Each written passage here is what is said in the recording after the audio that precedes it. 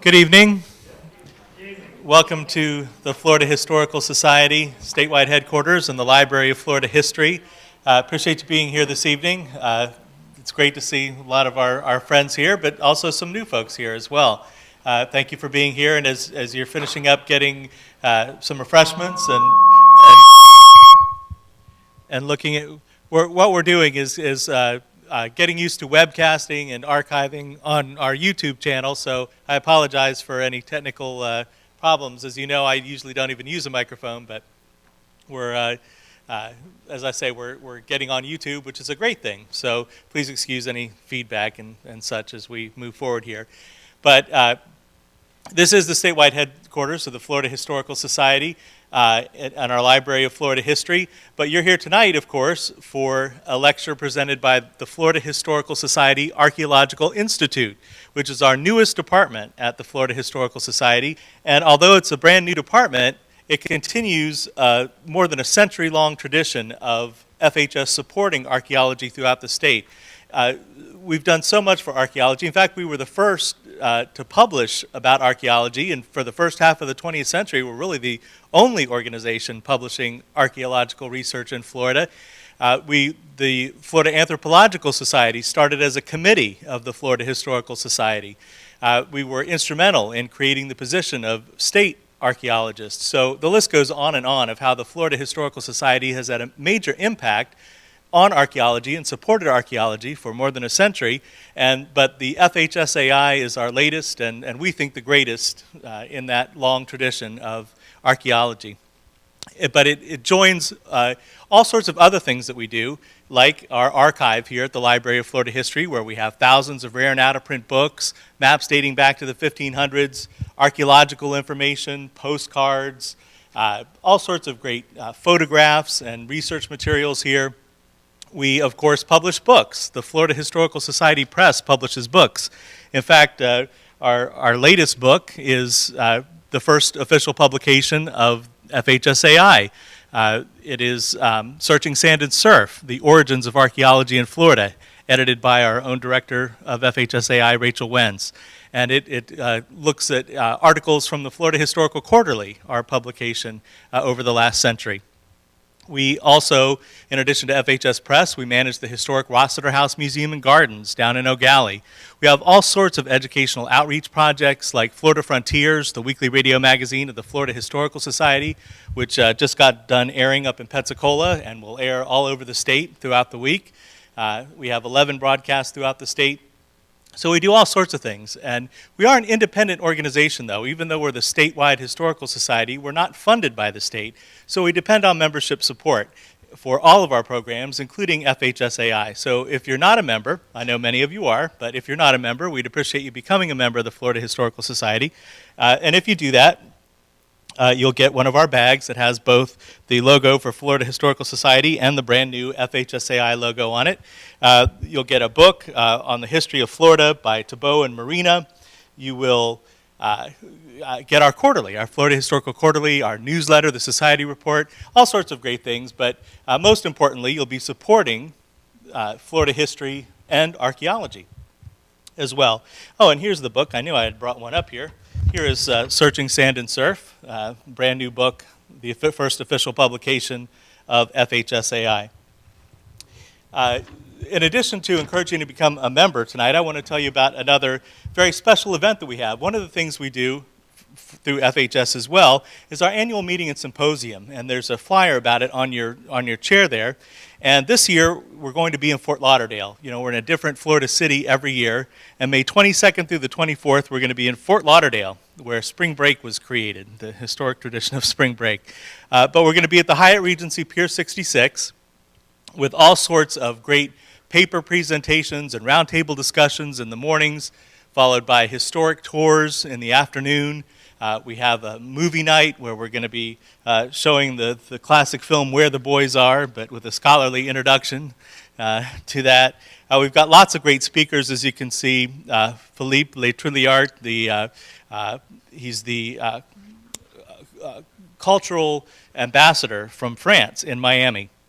We have our own Ben DiBiase, our Director of Educational Resources, talking about a brand new book that's going to be out in time for the annual meeting. It's actually a brand new old book. It's the first English translation of French Florida, a narrative based on the earliest accounts of the French in Florida. And our theme this year, La Française en Floride, the French in Florida, Cultural and Historical Influences, is because 2014 marks the 450th anniversary of the French in Florida. So a lot of our talks are on that.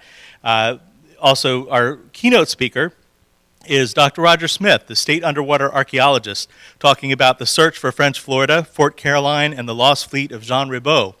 So we're actually, for you archaeology enthusiasts, having a lot of presentations at our annual meeting and symposium. In fact, every day you'll be able to find archaeology.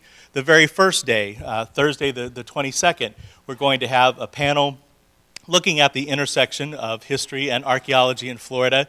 As I mentioned, Roger Smith, our state underwater archaeologist, is going to be there. We're going to have discussions about native tribes in Florida.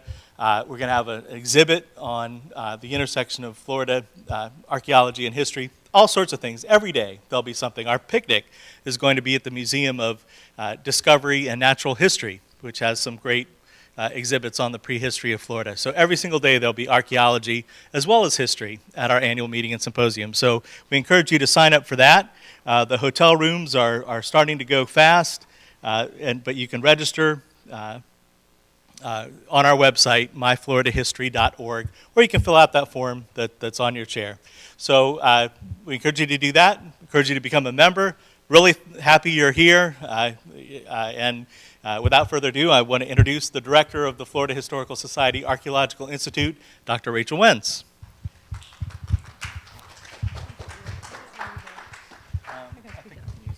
Hello, thank you all for coming out. This is the last in our spring season. You have been quite the troopers coming out every month and then 4 times last month, so you're getting plenty of archaeology, I'm happy to say. We don't have our summer schedule out, so if we don't have your email address, please leave it for us on the front desk.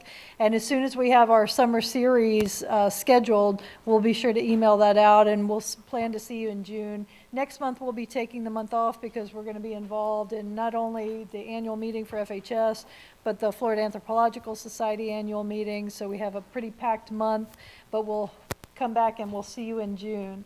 I want to thank, of course, Nancy and Elaine for donating some wonderful homemade treats, so please help yourself afterwards. Also, I put some free anthropology journals on the back table. It's applied anthropology and a lot of cultural stuff, so if you have an interest in that, please pick those up, take them, take all of them if you like. And again, I also want to thank all of you for your donations, because your donations enable us to provide for the food and beverage and to bring people from out of town. So please continue to support us. Paul? Although this is the last of our archaeology lectures, starting to scare myself up here. We do have a lecture next week, next Thursday night. We have a new novel that was just published by FHS Press. It's called Reparation. It's about the relationship between 2 young girls who grow up and the racial influxes of their relationship and how it affects them throughout their lives. And the author of that book, Ruth Rogers, will be here next Thursday night at 7 o'clock to do a book talk. So come out and listen. It's a wonderful novel. It's gotten some really great reviews. So I hope you can come out next Thursday night for that. So without further ado, I'm going to introduce our speaker. I'm very happy to have Dr. Tom Pluckhahn here from the University of South Florida. His background is very easy to remember because he got all of his degrees, his bachelor's, his master's, and his PhD from the University of Georgia. Go Bulldogs. And when I asked him to describe himself, he described himself as an anthropological archaeologist. So this should be a very interesting presentation. I think we're going to learn a lot about the Crystal River site, which is a fascinating site. He specializes in the woodland time period, which is tucked kind of between the Archaic and the Mississippian. It's kind of that transitional period where a lot was happening in Florida, which he's going to touch on tonight. He specializes in early village society in the Southeast, and he did a lot of his undergraduate and graduate research on the Kolomoki site in Georgia, which is one of the largest woodland populations in the Southeast. So without further ado, I'm going to turn it over to Tom.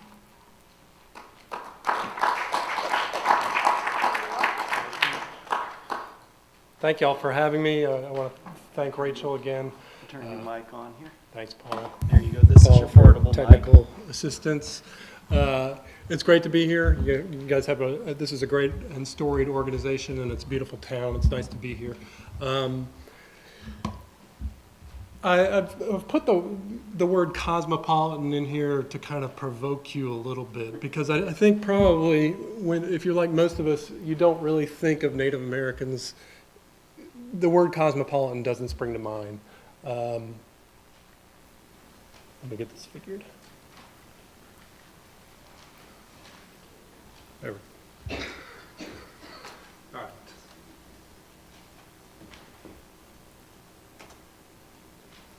There we go. Well, I'll go back. I'm having a few technical difficulties. I think if you think of it, if you're like most of us, when you think of Native American societies, you actually kind of think of the opposite of cosmopolitan, which you might even think of the word tribal as being sort of an anonym for cosmopolitan. When we think of when we call somebody tribal, we're tending to think about them being sort of insular, kind of isolated, a tendency to form groups that are strongly loyal to themselves. And cosmopolitan is kind of the opposite of that, if I can get this back.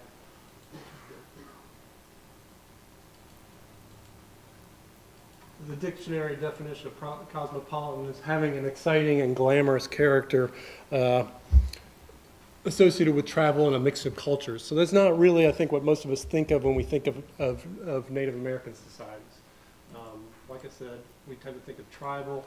You know, our depiction of Native American groups is, or other tribal groups like African groups, is one of insularity, of isolation, of conservatism, not of like global culture or wide-ranging influences. And archaeologists are guilty of that too. The word tribal actually goes back much further in the past.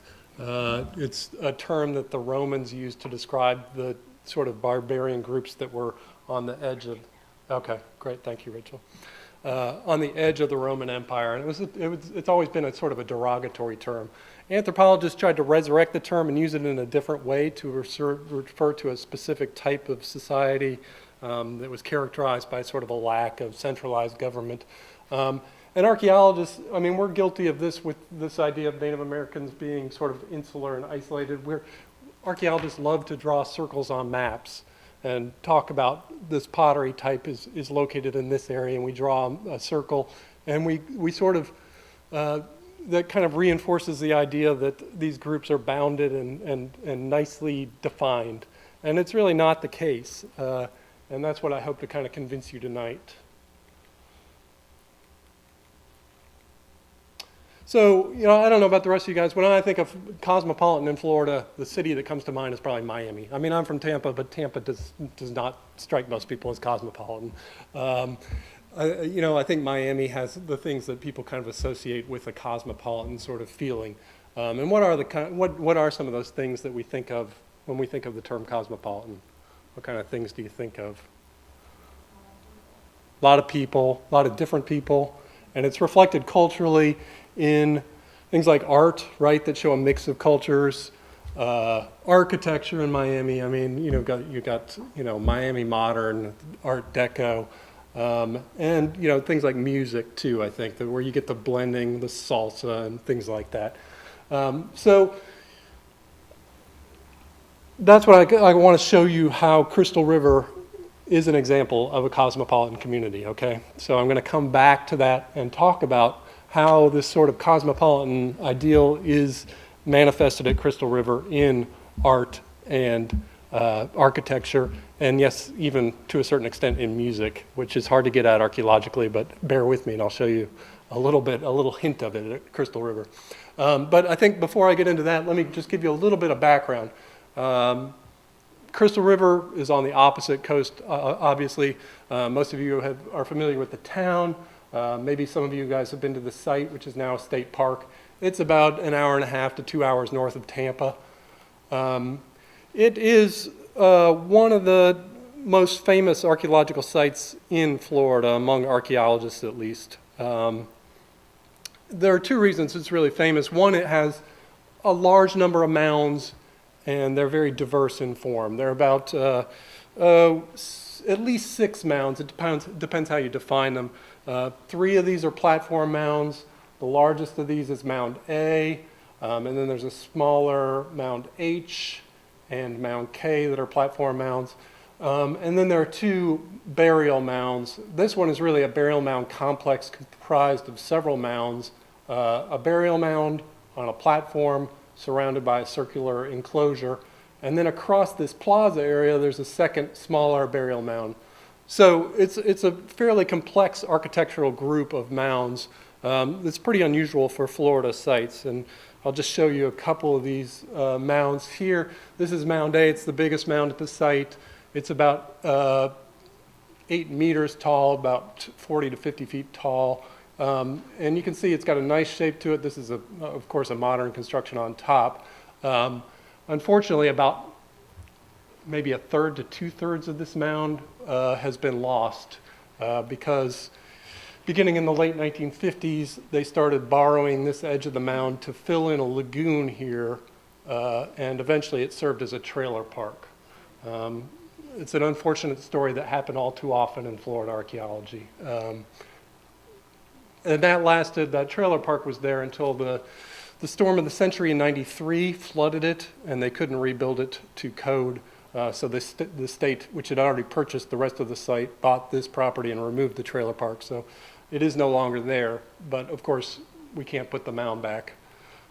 This is Mound H, the smaller platform mound, and its distinctive ramp leading up from the plaza. You get a feel for that here. So here's the edge of the mound, and then here's where the ramp starts, and the mound comes around here. And I'll show some other pictures of the mounds in a second. The reason Crystal River is famous is mostly due to the work of C.B. Moore, who was it would be wrong to call him an archaeologist, an antiquarian back in the early 20th century. Moore was a wealthy physician from Philadelphia who would come down to Florida. He actually moored his boat, the Gopher, in Tampa. And he'd come down here part of the year, he'd get his boat, and he would travel the coast doing his hobby, which was digging Native American mound sites. That's just basically what he did, and he traveled through the southeast and probably dug over 1,000 mound sites across the region, looking for burials and burial objects. He was very efficient at it, and the name of the boat, the Gopher, was apt because he pretty much dug as much as he could. I should say, let me go back. So archaeologists, we have kind of a love-hate relationship with Moore. He's the reason Crystal River is famous. He's probably the reason that Crystal River is preserved as a state park because of his excavations and what he discovered, which I'll talk about in a second. But he also, of course, did not dig to modern archaeological standards. We do owe him the favor of having a nice, accurate map of the site before Mound A was destroyed. And his map is really remarkably accurate. And like I said, it's his work in the burial mounds that really gave Crystal River its fame. This is the main burial complex where Moore directed most of his efforts. He worked here over the course of 3 field seasons. He really liked Crystal River. I think it's the only site he went back to 3 times over the course of about 18 years. He only spent probably a total of about 2 weeks at the site. Gerald Milanich has calculated the amount of time he spent based on his field notes. In that 2 weeks, he dug over 400 burials. By modern archaeological standards, that is just unbelievable. I mean, that's 20 burials a day, over 20 burials a day. We would never dig that quickly. And it's a testament to the fact that he wasn't digging them very carefully, of course. He was kind of ripping them out to get the grave goods. And he was good at doing that. And this is why Crystal River is famous, because of the things Moore discovered in these burials. Lots of things that are not at all local to Florida. Quartz crystals, exotic stones, copper and silver. These are what made Crystal River famous. And Moore recognized, and others recognized after him, that a lot of these objects were related to what archaeologists today call the Hopewell interaction sphere. Hopewell, it's an archaeological name that derives from a site in Ohio, and that's where it really appears to have been centered. But basically, it is a sort of a religious phenomenon that took place from about the first few centuries BC to the first few centuries AD, where communities across the eastern U.S.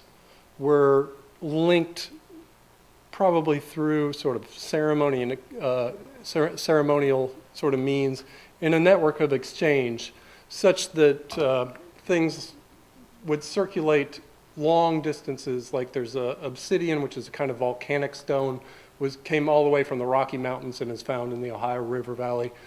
Copper from the Great Lakes was funneling into the Ohio River Valley. And marine shells, the big whelk shells, were coming from the Gulf Coast and are found all the way into the Ohio River Valley. There are even examples of roseate spoonbills, which are only found on the Gulf Coast, skeletons of those being found in Ohio, in mounds. So Crystal River is really the southernmost extension of that. There's no other site in Florida that has produced as many artifacts that are typical of this Hopewell interaction sphere. And that made Crystal River famous. If you go back to the 1950s and pick up an archaeology textbook, there are mentions of Crystal River in there. I'll skip that, but the fame of the site, the notoriety of the site sort of started to fade over the course of the later 20th century. And that's largely because there wasn't as much work going on at the site after Moore. There was work by a famous Florida archaeologist named Ripley Bolin, who's shown here. And this was really right on the cusp of when archaeology was starting to become more professional. And unfortunately, Ripley Bolin was a little bit behind the curve there, I would say. He did do more professional excavations than Moore, but compared with modern archaeologists, he didn't take any notes. He didn't do very good maps of where he was excavating. And he liked to work from memory, but that doesn't work if you pass away before you actually write it up, which was the case with Bolin. So most of what Bolin did at the site, we don't really know much about. We have his artifacts, but we don't even have maps that show where most of his excavation units are. So it's of kind of limited use. But like Moore, Bolin did do a good map of the site. And in fact, he noticed some features of the site that Moore had not noticed, a couple of small mounds here, and probably more famously, a couple of upright rocks that had carvings in them, which I'll talk about again in a second, but this is what's called Stele 1.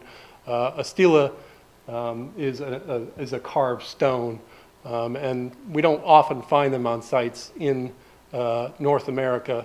But here's an example at Crystal River that appears to have a human face carved into it. I'll come back to that in a second. So after Bolin, very little archaeology got done at Crystal River, and the fame of the site started to fade, I would say. So, like I said, it was mentioned in textbooks in the 1950s and 60s, and then I would say it was earning fewer and fewer mentions in those sorts of publications as the 20th century went on, largely because nobody was working at the site anymore, and there were some problems with the archaeology that had been done. So when I came to USF, I started a project there, eventually got some funding from the National Science Foundation, and I've been working with my colleague Victor Thompson, who's at the University of Georgia, and Brent Wiseman, who I understand was here just a couple weeks ago. And I won't go too much into our goals of that project. We call this the Crystal River Early Village Archaeological Project, or CRVOP. We just finished up our third field season, so we're kind of knee-deep in analysis. So I don't have a whole lot of the data sorted yet, but I'm going to talk about some of the implications that we're seeing. I'll incorporate into this talk. What we're doing basically, because Crystal River is a protected site and because it's a mound site that's still important to Native American groups, we're trying to be as minimally destructive as possible. Unfortunately, archaeology has progressed a lot in the last 10 years or so with some of these techniques that allow us to sort of be more careful about where we dig. So things like ground-penetrating radar, which you see some of our students working here. They're dragging this radar across the surface of the mound. And that gives us a view inside the mound, so we can see the contemporary mound surface, and then some buried surfaces below that that are more reflective, that might be earlier mound construction sequences. And here's, we're doing ground penetrating radar here on part of the midden, and you can see the results here. These go increasing depth, so this is at the top, and this is as deep as the radar would go. And what we see here, I'll show you a picture in a second that kind of corroborates this. Dense shell, which is highly reflective of the radar at the top, and then as you go down, the reflections, the radar reflections are more spotty, and those appear to be maybe features like pits, post molds, hearths, and clusters of those that might indicate houses or at least activity areas. This is another non-destructive technique called resistivity. It's a similar principle to ground penetrating radar, except it's just putting electrical current into the ground. And depending on what's buried, it will either impede the flow of electricity or the electricity will flow easier. And this is really good for seeing where the buried shell is. So here's our map of Crystal River, and you can see the dense, dark areas are where there's dense shell. And then, of course, like the plaza has very little shell in it at all. This was also good for identifying where some of Bolin's units are. We didn't expect this, but this is one of the burial mounds that they had actually driven a bulldozer through. And then Bolin did a square excavation unit off of that. We had no idea where it was, but it shows up really clearly in the resistivity data. So that's handy. Now we can actually put some of Bolin's old excavation units on a map and say where they were. Now these non-destructive techniques are great, but they're always kind of a little bit of a Rorschach test in terms of like actually reading the data sometimes. So you do still need to dig to see, to kind of help interpret those. We started off small. This is a Geoprobe coring device. It has a hydraulic hammer that hammers a core about this wide into the ground. It works really well on sites like this that are really deep, where it would be difficult to hand excavate really deep. And it also has the advantage of you can use these on a mound, and they're such a small diameter core that it's a minimal destruction to the mound. This is Rachel's former major professor Glenn Doran here from the Florida State University and his trusty sidekick Grail. They travel around and do the Geoprobe at sites for people like me that need their help. This is using the Geoprobe on Mound H. So you pull up these clear tubes and you can see the soil that's buried. And those are just the core locations. And so, we can use this to kind of see where the artifacts are. This is oyster, this is pottery. So it gives us an idea what's buried there with a minimal amount of digging. But ultimately, we did want to do some larger excavations, so we did some small test trenches, 4 of them. Here's one of them. I just wanted to I'd like to show this one. This is in the former trailer park. And the resistivity data had suggested to us that there might be spots in that area where there was still midden preserved. So we put a test trench in one of these, and this is very clear stratigraphy. The yellow sand is a trailer pad. Below that, though, is perfectly preserved midden. So this was a nice sort of surprise for us. Incidentally, this right here is an armadillo burial that was below the trailer. So that's a nice temporal marker in Florida because armadillos were introduced in the 1920s, so you know that everything below that is pre-1920s at least.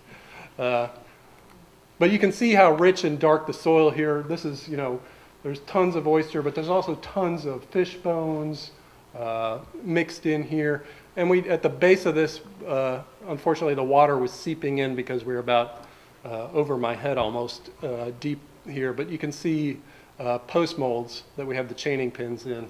So way down at the earliest probably occupation at Crystal River, we had this pattern of post molds that suggested of maybe a house or something. This is one of our other excavation units. I like to show this one because it's near Mound, the big mound at Crystal River, and you can see the quantity of oyster that comes out of one of these units, just tons of oyster. And here's what the profile looks like. In this case, just really dense oyster. But it's not continuous. If you can see here, there's kind of a dark band here. This looks like a surface where people might have been living on the site and actually maybe constructing houses because we have maybe a possible post mold here and a post mold here and something going on here. So I won't go into detail here, but based on our work, we're now able to kind of reconstruct a little better the construction history of the site. We think the people started living at the site about AD 150, and at that point, you had the burial mounds and kind of a small midden. A little bit later, from mid-200s to 400s, you get a larger midden and some of the other features start to be built. And then in the last phase, the midden actually starts to contract there, but that's when the big mound is built. So that, I just wanted to kind of, I won't try to quiz you on these dates or anything. I just wanted to kind of give you an impression of how the site formed. So let's go back to that question I asked. Cosmopolitan, I said before, art, architecture, music. I had dance in here, but I said not to do that. So let me explain how I think Crystal River kind of epitomizes that cosmopolitan. The first is art. I mentioned the connection with the Hopewell. Clearly, at Crystal River, we have an influence of art coming in from a variety of areas. Certainly from the Ohio River Valley. This is a copper gorget that Moore found in the Burial Mound. It is said to be a bear. I can see it sometimes, but I think it's open to interpretation. But the style of this is very similar to Hopewell artifacts from Ohio. Clearly, there's an influence coming into Crystal River from, 1,000 miles away here. The same copper, these symbols, they're called symbols, but we know from the burials that these were ornaments that people wore on their head, probably on their ears, their ear spools, basically. The ones on the left are copper. The ones on the right are copper coated with silver. Again, these are things that we don't see in Florida. I mean, Florida does not have copper or silver. The closest source of copper is the Appalachian Mountains, and it's possible these were coming from Tennessee, northern Georgia, North Carolina. It's also possible they were coming all the way from the Great Lakes. But again, these are artifacts that are much more common as you go north into Ohio and other areas. Exotic stones, quartz, granite or greenstone, what looks like hematite to me, amethyst quartz. Again, these are not things that are found in Florida. I suspect that these quartz, some of the quartz artifacts from Crystal River are so big, I think they're probably coming from the Ozarks because I've seen bigger quartz crystals in the Ozarks than I have in the Appalachians. These are another exotic stone. This is actually, according to Moore, I haven't been able to identify this personally, but Moore says that this is catlinite. And catlinite is a type of stone that's only found in one source, and it's in Minnesota. So there's a case where possibly stone is coming over 1,000 miles probably into Crystal River. So, here we have, I think, a pretty good example of cosmopolitan art. And it's not just limited to things coming in from the north. Crystal River is also attracting things from the south. Whelk shell, surprisingly, is not prevalent at Crystal River. They were probably getting it from sites to the south, in the southwest coast, the Calusa area.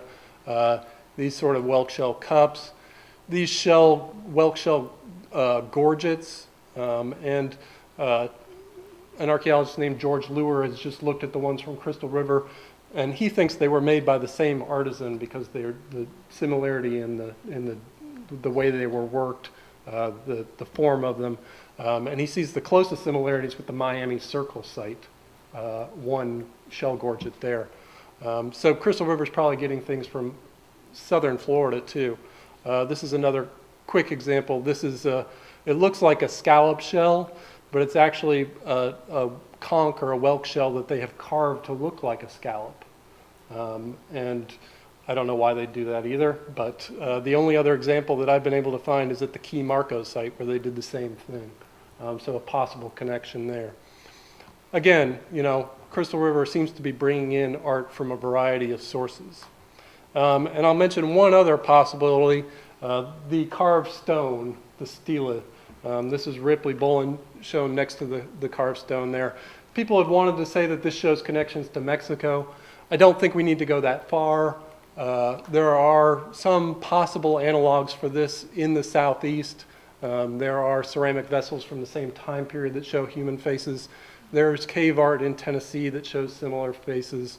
There's ceramic figurines from a variety of areas that show similar faces. Although, I'm just going to throw this out, don't hold me to this, but I have talked to people who are specialists in the cave art of the southeast, and they say that that face that is on the carving at Crystal River is really actually pretty unusual for the southeast. This is the only example in the cave art of the southeast that comes close. If you really want to see where that's more prevalent, it's not in Mexico, it's actually in the Caribbean that you get petroglyphs that look more similar to Crystal River. Proving any sort of connection there is probably impossible, you know, but it's intriguing to think about maybe some connections to the Caribbean coming into Crystal River.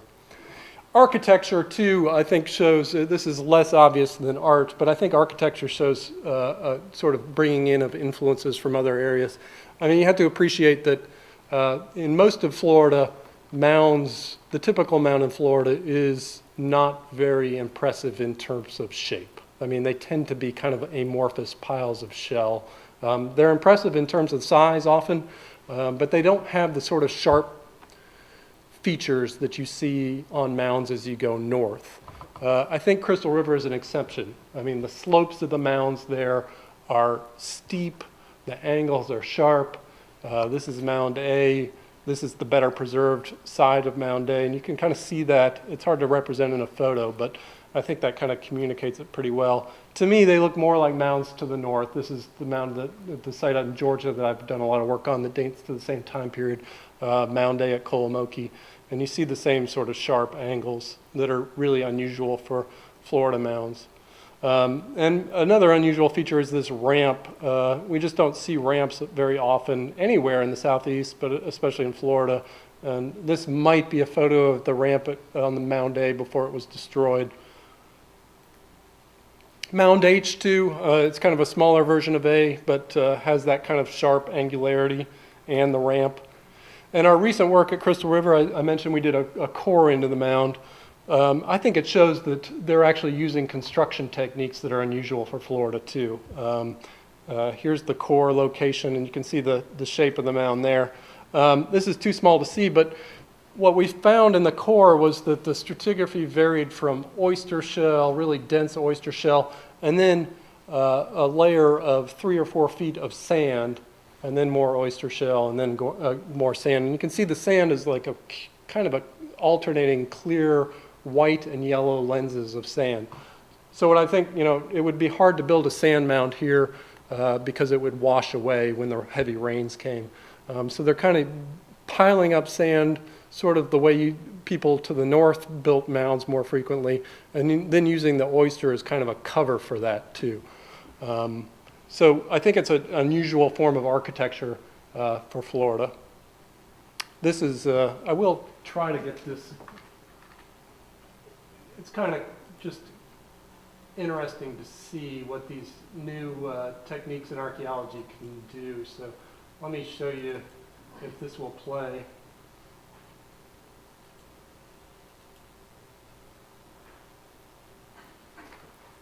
you can actually watch the GPR in an animation. So you can see the dark is the kind of highly reflective when you get the shell, and then the white is the less reflective, and it's going down progressively. See if it'll play. It takes a while to kind of absorb this. I still kind of play this and watch it and go, what's going on there? But what I think it shows is the mound was kind of actually built pretty rapidly, because there's no real, there's different construction, but it holds, or the different construction layers, but it holds the same sort of shape through the whole sequence. So that's going back in time as it goes. Yeah, or going back in depth, which presumably is going back in time too. All right.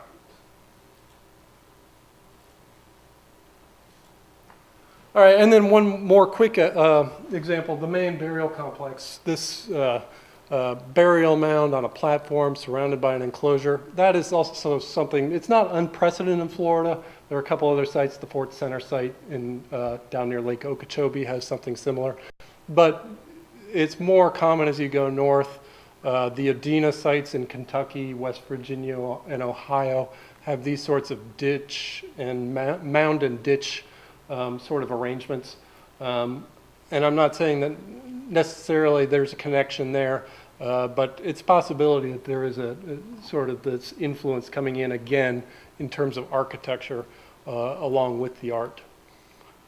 This is an sort of an artist's imagination of what one of these mounds in Ohio would look like, with burial ceremonies going on in the center and the circular embankment around the outside. So I mentioned music too, I think, is one of the things that you can point to as being a cosmopolitan sort of characteristic. And I'll just, this is the most difficult thing to get at archaeologically. You can't excavate music, right? But there are intriguing hints of it at Crystal River that I just thought I'd throw in there. This is a classic Hopewell type artifact that's called a panpipe. And there were two examples at Crystal River. They're made out of copper.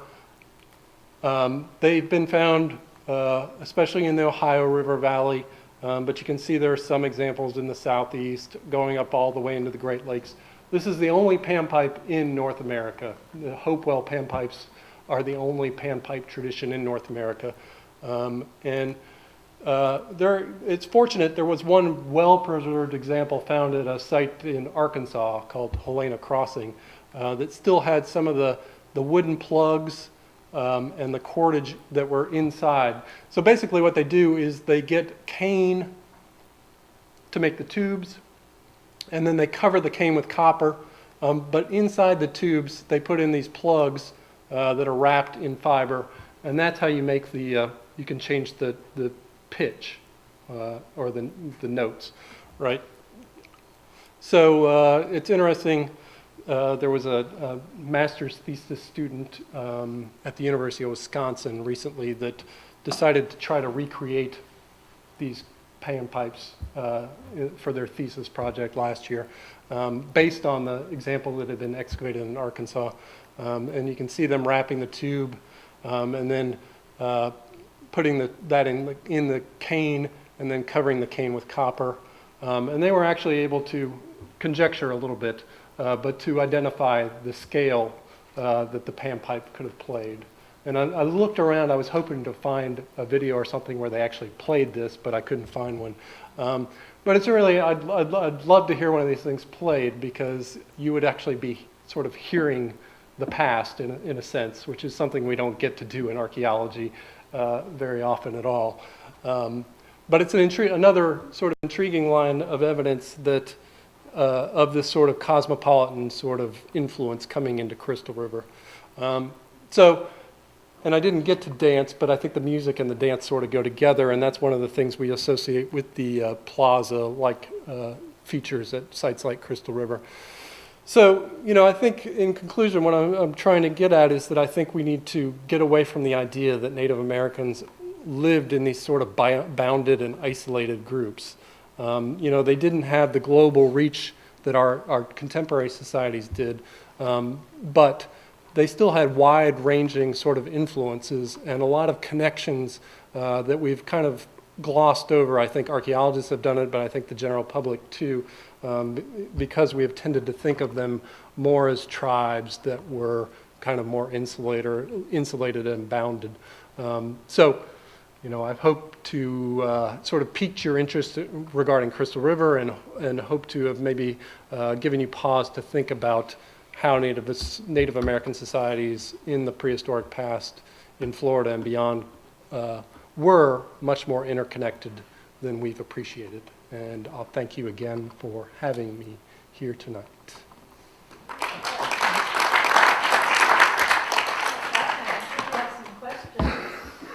Yes. How did it work between getting the artifacts from like Yeah. Ohio River? Were they traded all the way? It is a good question. Yeah. People You know, it's one of those things that's really hard to get at archaeologically. One of the things we look at is like the distribution of artifacts. Does it look like is there a rapid drop off from the source to where they end up? And it's kind of a mixed bag when you look at it. It looks like some things, you know, people might have been going long distance and getting them, you know, kind of, well, I'll talk about the mechanisms in a second, but in other cases, it looks like more what we would call down the line exchange, where it goes from one group to another group to another group, and travels, you know, hundreds or thousands of miles that way. The actual mechanisms, there have been some recent work on people working on the classic sort of Ohio sites, Hopewell sites in Ohio, have kind of been rethinking this a lot. And they've suggested a number of different mechanisms, and I think they see evidence for a variety of them taking place. In some cases, it might be sort of people going to mound sites for ceremonies, and they take a token with them, or they pick a token of some sort up and bring it home with them.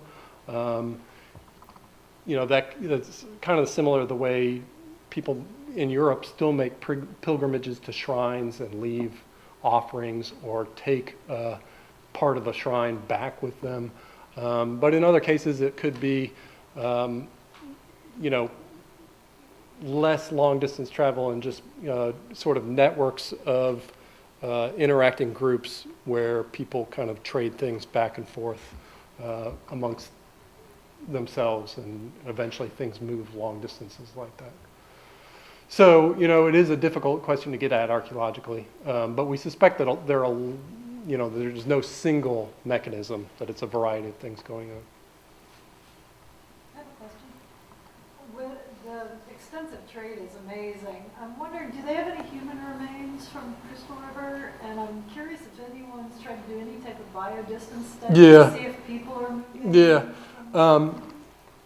Of course, C.B. Moore did not collect any. So all those 400 burials that I mentioned, we don't have any of those remains. But Bolin's excavations, there are about 60 sets of human remains at the Florida Museum of Natural History, and there was just a dissertation done last year, Miranda Klez, who has actually done craniometric data on a variety of sites in Florida, but including Crystal River. And her data, Crystal River kind of looks like its own population. But the closest, that could be a sampling error, because most of the skeletal collections she has are just like a few individuals from this site and a few individuals. Crystal River is one of the larger groups, so that could be kind of like a sampling phenomenon. But Crystal River does have its strongest connections to a site in Sarasota County, which is intriguing to me because that would seem to suggest intermarriage with a group to the south that probably had better access to the sort of whelk shell and stuff that I was talking about. Yeah. So, you know, it's not... For shells. Yeah, yeah, right, or something like those things. Is there any evidence that they were traveling down the Mississippi from Ohio? Yeah, you know, probably there's a core area of Hopewell in the Mississippi River Valley. It does continue down. There's also down the Chattahoochee River Valley into the Apalachicola and to the Gulf Coast. So there are multiple kind of routes where the influence is probably going back and forth. The Mississippi Valley is definitely one of them. I think the Chattahoochee Apalachicola is another. yeah. So they did a lot of expensive travel. on Yeah. those. Yeah. Or there are things moving back and forth. Yeah. And you had a question? The one stone, I don't know what you call it, but I call it red pipestone. Yeah, Pipestone National Is Monument. there only one? There is, yes. And is that why it became so? It's well, okay, so the Pipestone National Monument in Minnesota is where you find this Catlinite, named after George Catlin, the explorer that drew a lot of the Indians. And it's an easily carved stone, which is one advantage. But that red color is probably the other thing. Red, in a lot of Native American, red and white were opposed, and they were sort of sacred colors. So I think the red probably had a lot to do with it too. Because if you're collecting things from the directions, it's hard to find something red. Yeah, red is not, right, in nature. And hematite, which you can find in parts of the southeast, has that red color, but it's not the same vibrant red that Catlinite or the pipestone is. Yeah. Yes. The mound suggests ceremonialism. Yeah. Has evidence been found of the village of where Yes. Yes. you were living here also? Right. Remember, there's tons and tons of oyster debris. I mean, yes. I think probably Crystal River can make a good case for a sedentary, that is like a fairly permanent group of people living there through most of its history anyway. And that's based on the quantity of like food remains that are left. But food remains are tricky because they could be from people coming and feasting. But we also see features, things like post molds, pits, yeah. And those are really a better indication that people are, living there full time. So yeah, I'm pretty confident of that. Yeah. Yes. Well, how many people? Yeah, population estimates are always tough in archaeology. So not huge. I suspect the permanent population there, is maybe 100 or, whoops, I hit the Siri button on my iPad. 100, maybe 200. But that would be a big village for that time period. I do imagine, though, when there are important ceremonies going on, that swells, yeah, substantially. So. About how long is the entire sequence? Yeah, I said first millennium, and that pretty much covers it. So it starts about, I would say, about AD 100. We have some early dates on the mound burials. We need to do more dating on the mound burials. So Crystal River was abandoned at some point in the 700 AD area? Yeah, there's a site nearby that I didn't want to get into to make this talk too complicated, but they moved to another site nearby that's another mound site about in the 700s. And then by around 950 or so, I would say Crystal River is no longer occupied. Why would that, why would that happen? Well, that's another question archaeologists get asked about and a lot, and I would rephrase it because they lived there for 1,000 years. They were there for a long time, and no settlement lasts forever. So it's a very long-lived settlement. I do, though, it's a good question. I didn't mean to, say it wasn't.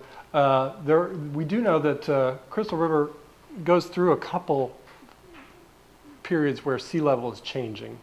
And in fact, it's probably first occupied when sea level is coming up close to modern levels. And then sea level declines in the 700s or so, and that is when Crystal River starts to go down a little bit. That's when the Maya collapse. But they survive that to an extent. But then around 950 is when we enter the medieval warm period, and conditions actually get more favorable. Like it gets warmer and wetter, and that's when some of the Mississippian societies come up, Cahokia and probably some of the agricultural Mississippian societies in northern Florida. And I think it's less of people being forced to move away from Crystal River as being attracted to areas where more was starting to go on. Does that make sense? Yeah, because that was conjecture why they would move. Yeah. Is there anything in the New World that relates to the Little Ice Age that shows the Little Ice Age that Europe had? Yes. Well, we don't have the best climate data, I would say, but there do seem to be some things that happen right when the Little Ice Age starts, about 1250, 1300 AD. I mentioned that the Cahokia site is the biggest mound site in North America. It's located in St. Louis. It's got a mound, what is it, 100 feet tall? Big one. Yeah, it's a very big mound. And they get, that site starts about 1050, right as Crystal River is fading, and it ends pretty coincident with the Little Ice Age. So it seems more than coincidental that there might have been a connection there. And we do know that when like De Soto and some of the Spanish explorers came into the southeast in the 1500s, that the Little Ice Age was still going on. And they mentioned some things like when they get into northern Georgia and Tennessee, they see ice flowing in the rivers that doesn't happen today. So there was still some effects from the Little Ice Age going on there. Now, seeing it archaeologically, I can't think of much actual climate data. There are tree ring data from Chesapeake Bay. Yeah, that's right. Yeah, and there might be some tree ring data from Arkansas area. Yeah, yeah. The Southwest definitely. Yeah, the Chaco Canyon goes into decline. Yeah, it was like dry out. Yeah, yeah. So would that Little Ice Age, since it's getting cold, drive those people to move south and then increase Well, the it's density of the trade um, and sharing of all artifacts? it does. You're right to an extent. When Cahokia fails at the Little Ice Age, or when Cahokia goes into decline, people abandon that stretch of the Mississippi, but the rest of the southeast seems to go through it pretty well. So to an extent, I think you're right. They Yeah. could have brought all these things too with them. Yeah. Would have. Mm-hmm. Is there any obsidian at the You know, haven't seen it, and Moore doesn't talk about it. If any site's going to have it in Florida, I would expect that Crystal River would. But obsidian, the volcanic stone, glass-like stone that I mentioned, that's from the Rocky Mountains, that is found on sites in the Ohio River Valley. Not a ton of it. It's been pointed out that all the obsidian in the east could fit in one canoe, but it's also been pointed out that that's not the case, that they've done studies on it, and it originated from different sources in the Rockies. So, yeah, so it certainly came from different trips. Yeah, I'm anxious. I hope to get up to go through the Smithsonian collections from Crystal River, but I don't think Moore would have overlooked a piece of obsidian, so I don't think anything's going to. Yeah, maybe. Might get All lucky. right, well, why don't we save the questions for after? Tom's going to stay after for anybody else who has questions, but he also has a long drive home over to the West Coast. So I want to thank you for coming. It was Thank you for having me. a wonderful, informative lecture. So thank you very much. And I hope to see some of you next week for the book talk, and if not, stay tuned, and we'll have the summer lecture series up and running very soon, okay? Thank you all for coming tonight. Thanks. There, been talked about for some time, they want to survey the eastern coast of the United States